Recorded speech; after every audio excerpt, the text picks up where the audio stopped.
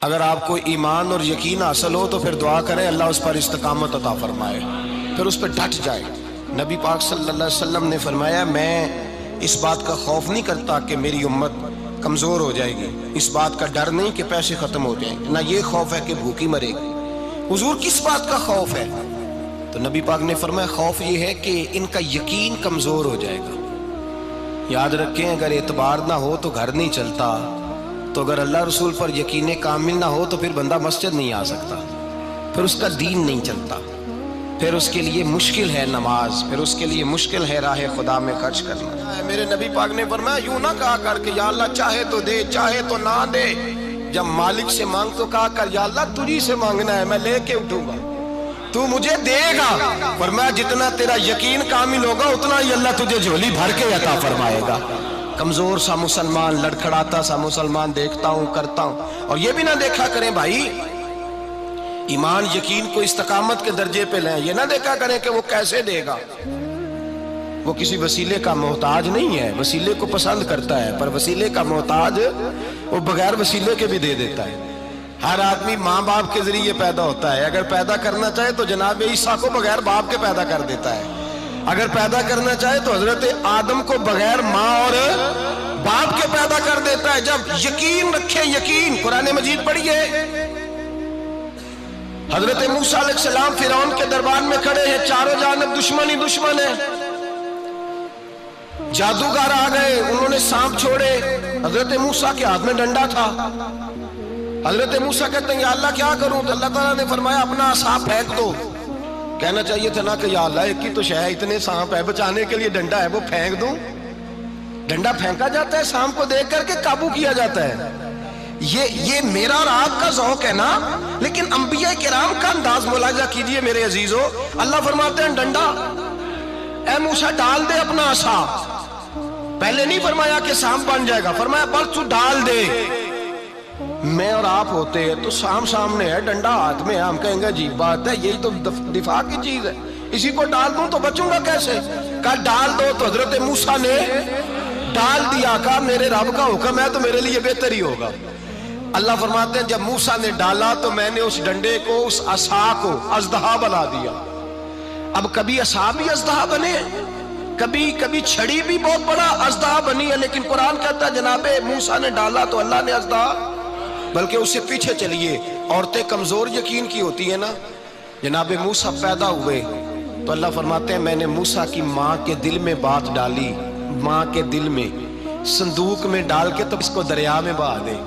اور بھائی صندوق میں کہہ سکتے ہیں نا آکسیجن کیسے جائے گی، اور دریا میں بچے بچنے کے لیے ڈالے جاتے ہیں کہ ڈوبنے کے لیے ڈالے جاتے ہیں؟ ماں کے دل میں یقین کمزور نہیں تھا ماں کا۔ انبیاء کے ماں باپ موحد ہوتے ہیں، دین کو ماننے والے، ماں کے دل میں اللہ نے بات، اللہ قرآن میں کہتے میں نے وحی کی، میں نے القاء کیا، میں نے بات ڈالی۔ حضرت موسیٰ کی ماں کہتی ہے میں نے ڈال کے نا سمندر میں بیٹا، میں نے سمندر میں بیٹا ڈال کے صندوق میں بند کر کے رب کے حوالے کیا۔ آپ فرماتے ہیں میرے مالک کا بھروسہ کیا تو پھر میرے مالک کا کام دیکھو، کمال دیکھو، میں نے دریا میں ڈالا، اللہ نے فرعون کے گھر میں میرے بیٹے کی پرورش کرا دی۔ یہ یقین کہ حضرت موسیٰ کے پاس قوم آئی، قرآن پڑھیے، کہا جناب پانی چاہیے، وَإِذِ اسْتَسْقَىٰ مُوسَىٰ لِقَوْمِهِ، موسیٰ نے اپنی قوم کے لیے پانی مانگا، ہم نے کہا فَانْفَجَرَتْ مِنْهُ اثْنَتَا عَشَرَةَ عَيْنًا، اپنا ڈنڈا پتھر پہ مارو۔ عقل والا آدمی ہوتا تو اڑ جاتا، کہتا یا اللہ پتھروں سے بھی کبھی پانی نکلا ہے؟ اضرب بعصاک الحجر، مارو پتھر پہ ڈنڈا۔ اللہ کے نبی نے منٹ نہیں لگایا، ٹھا کر کے ڈنڈا لگایا، فَانْفَجَرَتْ مِنْهُ اثْنَتَا عَشَرَةَ عَيْنًا۔ اللہ فرماتے ہیں جناب موسیٰ نے ایک عصا مارا، میں نے 12 چشمے جاری کر دیے۔ تو لے تو لا اللہ کرتا ہے، اللہ کہتا ہے پڑھ نماز روزی دوں گا، کہتا ہے سوچتا ہوں۔ اللہ فرماتا ہے آجا مسجد میں تیرا ہو جاؤں گا، کہتا ہے دیکھتا ہوں۔ رب فرماتا ہے تو میرے محبوب کی غلامی کر، میں تجھے محبوب بنا لوں گا۔ تو کہتا ہے تھوڑا بڑا ہو کے داڑھی رکھنی ہے، ابھی سیانا ہو کے میں ذرا سرٹیفکیٹ لے لوں اسرائیل سے کہ کتنے سالوں کے بعد آئیں گے، پھر شروع کروں گا۔ پروگرام بنا رہا ہے، ابھی تو ارادے میں ہے۔ اللہ کے پیغمبر کا ڈنڈا، اور اس سے زیادہ آگے بات ہو گئی، پیچھے فوج لگی ہوئی ہے فرعون کی، مجمع ہے، ہزاروں لاکھوں کا لشکر لے کے، تلواریں نیزے، فرعون پیچھے، آگے دریا آ گیا۔ حضرت موسیٰ علیہ السلام کھڑے ہیں، اب کدھر جائیں؟ اللہ پاک نے فرمایا مارو ڈنڈا۔ کہاں؟ پانی پہ ڈنڈا مارو۔ اب حضرت موسیٰ علیہ السلام پانی پہ ڈنڈا مارے تو پانی ابھرے گا، اس سے زیادہ کیا ہوگا؟ پہلے پتھر پہ ڈنڈا مروایا تو پانی نکلا، اب پانی پہ ڈنڈا مروایا، فَإِذْ فَرَقْنَا بِكُمُ الْبَحْرَ فَأَنْجَيْنَاكُمْ وَأَغْرَقْنَا آلَ فِرْعَوْنَ۔ اللہ فرماتے ہیں موسیٰ نے پانی پہ ڈنڈا مارا تو میں نے پانی میں رستے بنا دیے۔ ایک جگہ ڈنڈا مارا تو پانی نکل آیا، دوسری جگہ عصا مارا تو پانی خشک ہو گیا، 12 چشمے بن گئے، 12 رستے بن گئے دریا میں سے۔ حضرت موسیٰ علیہ السلام گزر گئے اور اللہ فرماتے ہیں فرعون بھی آیا تو اسے میں نے غرق کر دیا، اور وہ کھڑا دیکھتا ہی رہ گیا کہ بنا کیا ہے۔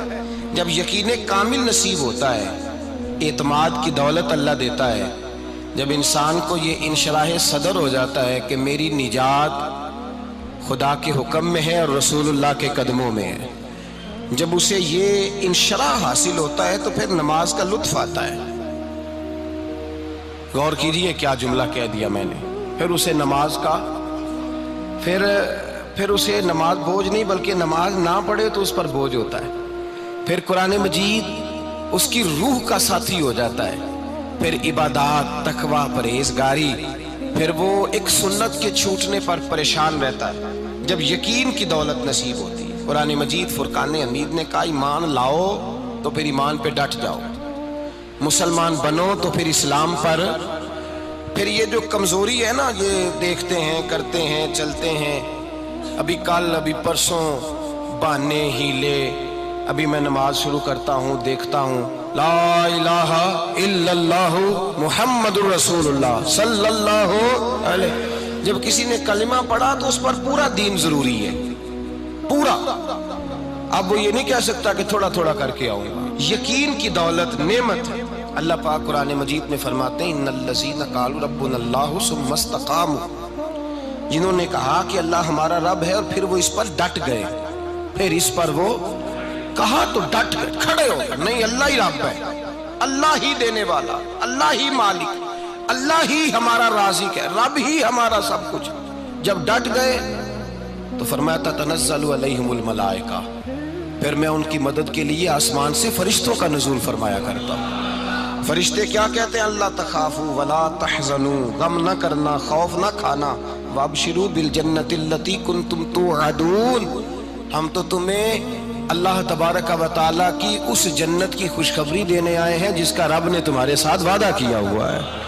پھر فرشتوں کا نزول ہوتا ہے، لیکن شرط کیا ہے کہ ایمان لائے، اور پھر ایمان پر پھر یہ نہ سوچے کہ وہ کس طرح دے گا، وہ کیسے عطا کرے گا، وہ میری مدد کس طرح کرے گا، نظام کیسے چلے، ڈٹ جائے، کہے میرے اللہ کا حکم ہے تو میں نے حلال ہی کھانا ہے، میرے رب کا حکم ہے تو میں نے تھوڑے پہ گزارا کرنا ہے، میرے مالک کا حکم ہے تو میں نے اپنی جیب دیکھنی یا دوسرے کی نہیں دیکھنی، میرے رب کا حکم ہے تو میں نے اس کی اطاعت میں رہنا۔ جب ڈٹ جائے گا اللہ کے احکامات پر، جب ڈٹ جائے گا تو اللہ فرماتا ہے پھر میں تیری مدد کے لیے فرشتوں کا نزول کروں گا۔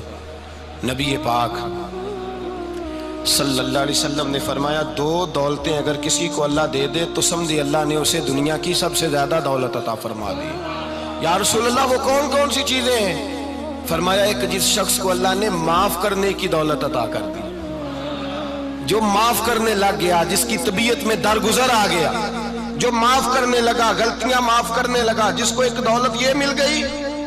اور دوسرا میرے مصطفیٰ نے فرمایا جسے اللہ نے یقین کی دولت عطا فرما دی، جس کو یہ 2 دولتیں مل جائیں، ایک درگزر کرنا، دوسرا رب رسول پہ یقین کامل رکھنا، اسے کائنات کی ہر شے مل گئی۔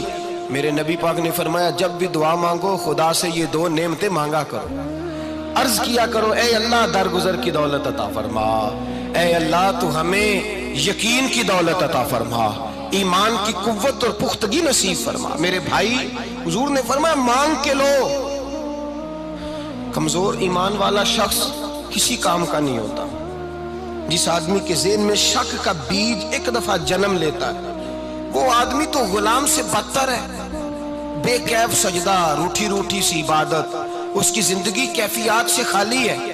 جس شخص کو پتہ چل جائے نا لوگ میرے مخالف ہیں، اس کا تو سجن رہتا ہی کوئی نہیں۔ اصل بات یہ ہوتی ہے کہ یہاں سوچ بیٹھا ہے کہ دنیا میرے خلاف ہے، یہاں مخالفت یہاں بیٹھ گئی ہے، دو بندے باتیں کر رہے ہیں تو پریشان ہے، میرے خلاف ہی لگے ہوئے ہیں، میری ہی بات ہو رہی ہے، کیونکہ اصل تکلیف کہاں ہے؟ اور اگر یہاں یقین کامل ہو گیا نا کہ سارے مجھ سے پیار ہی کرتے ہیں، تو پھر دو بندوں کو بات کرتا دیکھیں گے تو یہی سوچے گا میری تعریفیں کر رہے ہیں۔